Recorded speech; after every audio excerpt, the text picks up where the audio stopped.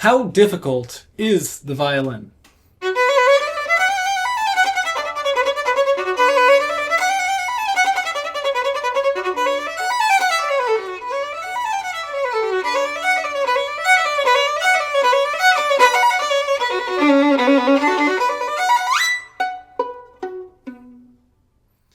Well, it's actually very difficult, but don't let that discourage you. I often get asked, is it too late to start playing violin?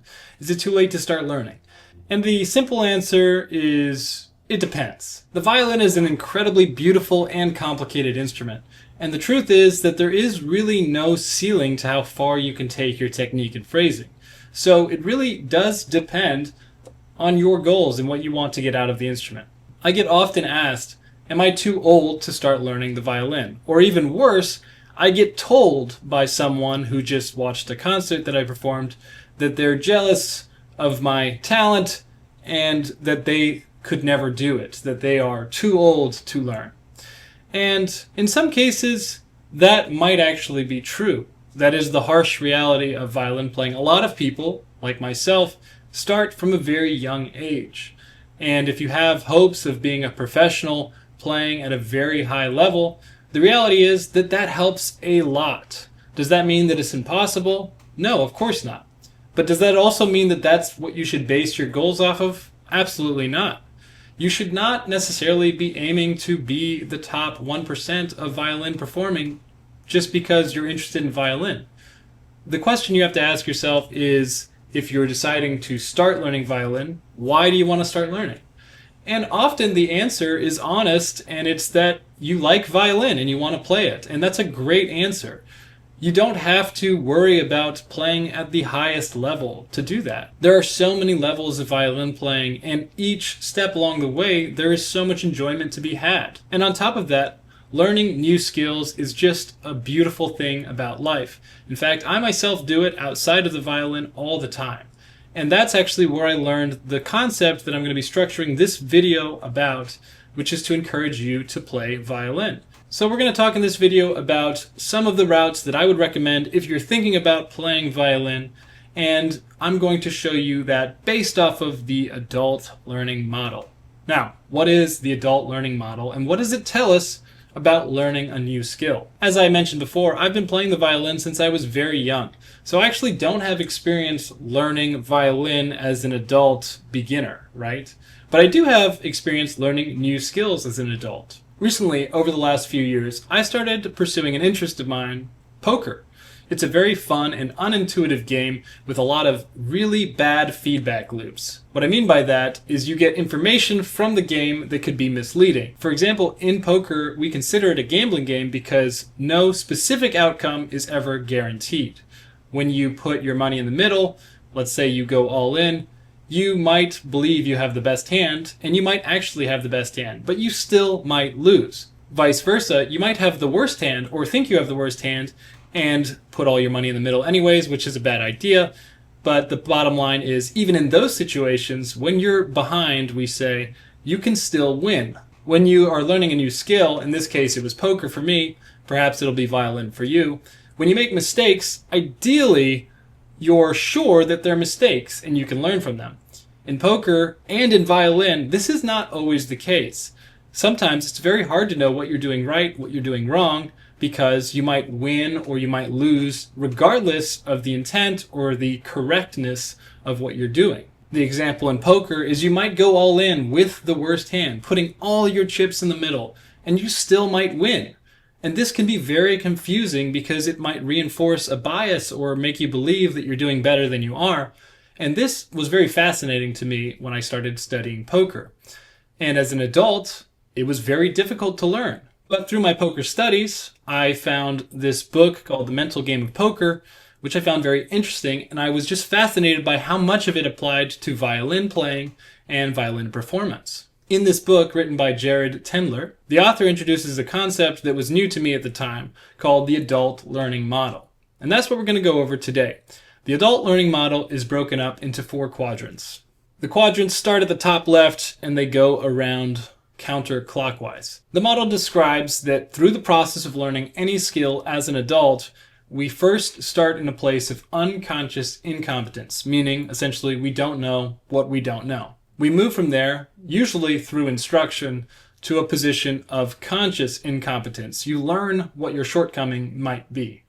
From there, you move onward to, hopefully, through practice and guidance, conscious competence. This means that you're now able to do the technique that you've been practicing.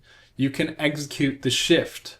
That doesn't mean that it happens automatically. In fact, it might still cost you a great deal of effort and focus to execute these skills. Only through vast repetitions can we move into the final quadrant of learning, which is unconscious competence. This is essentially just when things become habit. This is where we want to take all of our good skills. If we accept this as the process of learning for adults, then we can actually draw from it several conclusions. Let's start with the beginning. Unconscious incompetence. This is where we all start with all of our skills. We simply don't have the information about what we're doing right and what we're doing wrong. And understanding that this is the starting point with violin or any skill, you realize quickly why it's so important to get a teacher and why almost everywhere you look online, everybody says, get a violin teacher. And that is simply because without a teacher, it's very hard to even diagnose what your problems are. What is your unconscious incompetence, or where are they found in your playing? Just like I wasn't competent in poker. I didn't know that I was making a mistake because the chips were coming my way. You might not know you're making a mistake because you're making a decent sound out of the violin. And yet you're building different skills or bad habits that are going to manifest in real problems down the line. In that scenario where I went all in and put my chips in the middle in poker and I had the worst hand, I might have won that time. But 80% of the time, I'm supposed to lose. So if you run that same scenario over and over again, I'm going to lose. And I'm going to lose a lot. Just like that in violin, just because you're making a decent sound one day doesn't mean that if you repeat that scenario over and over again with bad habits, that it's going to continue to deliver the results that you like, especially if you start to ramp up the difficulty. This goes hand in hand with something called the Dunning-Kruger effect. This is the graph of the Dunning-Kruger effect. This describes the effect of when you're starting a new skill and you start to learn things about it. For a while you're learning a skill, you might be developing techniques at the same rate that you're developing understanding about the subject as a whole. For example, in violin playing, you might begin to understand where to place your fingers at the same time that you begin to understand what intonation even is. So you're placing your fingers in certain places and it feels right and you're knowing about that, but you don't actually know really about the details of intonation. Your ear's not quite trained yet, so you might feel like you're doing a great job in placing it in the right place, but actually you're placing your fingers in the wrong place. Your awareness is building at the same level as your technique. And at some point, technique slows down and your awareness continues to broaden. This is just specific to violin playing at this point, where your ear and your musical mind grows, but your technique slows down. And you start to realize all the shortcomings and bad habits you might be developing, or might have been developing this whole time. And you see in this graph, at the peak of Mount Stupid, that's the point essentially where we start to learn more about the subject, violin playing and music as a whole, than we actually learn with our skills that are building.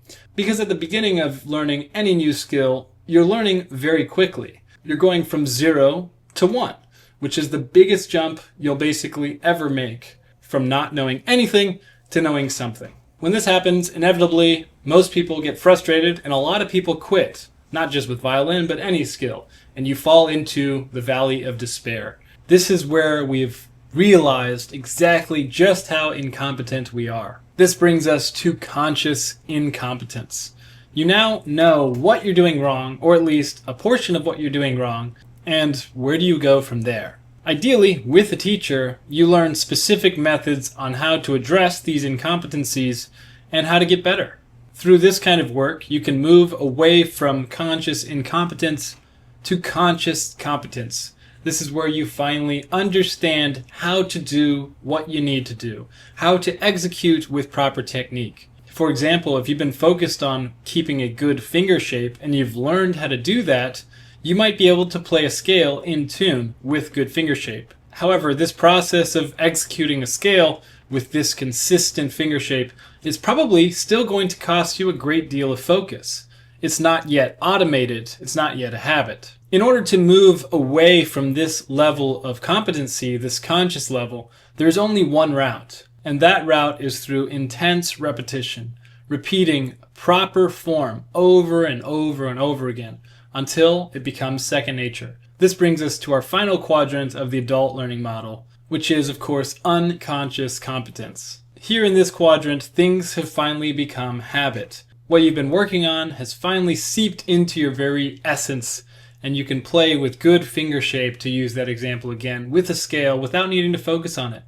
And the beauty of this is when you get to this point, your mental bandwidth has been alleviated. You no longer need to focus on these things, and therefore can expand your focus onto other things. With this newfound focus, you can address other conscious incompetences or unconscious incompetences. You can discover more things about your playing that you are doing wrong, or more things that you'd like to improve upon, and go through this process again. Understanding this adult learning model teaches us several things. For one, it teaches us the value of having a teacher.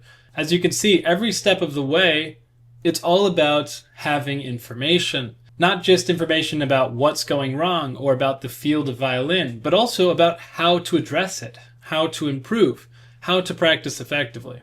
Oftentimes, an exterior person or a teacher is necessary to point out our unconscious incompetence. Likewise, even though it might be pointed out, we might be conscious of our incompetence, we might not have a method for actually conquering it. And even when we do address an incompetence and bring it into conscious competence where we're able to play with focus, this stage of understanding is still vulnerable to various conditions. If, for example, you can play with good finger shape, a nice scale, or even a difficult passage, if all of a sudden you have to play that in front of an audience, now you're worrying about how you're breathing, how you're standing, how your shoulders are. Now all of a sudden, that technique that you've become consciously competent about no longer works because you're unable to focus directly on it. You have to instead focus on all these other things. So conscious competence is great, but it falters under various conditions, most notably when you're performing in front of an audience. So the goal is to move as many skills as possible through this process to the final quadrant, of course, which is unconscious competence. And that most important step from conscious competence, from knowing what to do, how to do it correctly, and focusing on it, to it being a habit, is all on you. It's all spending time in the practice room. And the reality is, most people won't do it. Now, you're probably asking yourself, should you do it? Is it worth trying with this or with any other skill? My answer is absolutely it's worth trying, but remember what your goals are. Are you trying to play at the highest level to win a symphony orchestra job? Are you trying to put on chamber music performances for ticketed audiences? Most likely not. Most likely you just want to enjoy the music of violin, and you can do that at virtually any level of playing. And the process of learning itself can be very rewarding. So how difficult is the violin? Well, it's very difficult, but also it entirely depends on what you want to do. If your goal with the violin is to simply make beautiful music and enjoy the sound of the violin, you can absolutely start at any time. Just remember that as adults, we learn with this process, whether we like it or not. We go from this process of unconscious incompetence to conscious incompetence to conscious competence to unconscious competence. And that happens with all skills that we learn. But remember that this process happens whether we like it or not, which means if you're at home playing your violin, you're going through this process, sometimes skipping the in-between steps. Sometimes we skip right over conscious incompetence and conscious competence straight to unconscious competence. The problem is that a lot of the times that unconscious competence is more of just unconscious incompetence, meaning we build habits all over the place in our playing or in our skills that we're developing, but those habits are not necessarily good. Whether we like it or not, when we play the violin, when we practice, we're developing habits, and it's important that we develop the right ones. So when you're practicing, be mindful always about how you're spending your time. Try your best to be conscious of all of your incompetencies, or as many of them as you can focus on, and break down your practice in such a way that you can focus on building competencies one at a time. And my final piece of advice is absolutely go find a teacher. Ideally, a local in-person teacher is the best fit for most of us. I wish you the best of luck, and I hope that you do decide to learn how to play this beautiful instrument, the violin. Thank you so much for watching. Don't forget to like, comment, and subscribe, and happy practicing.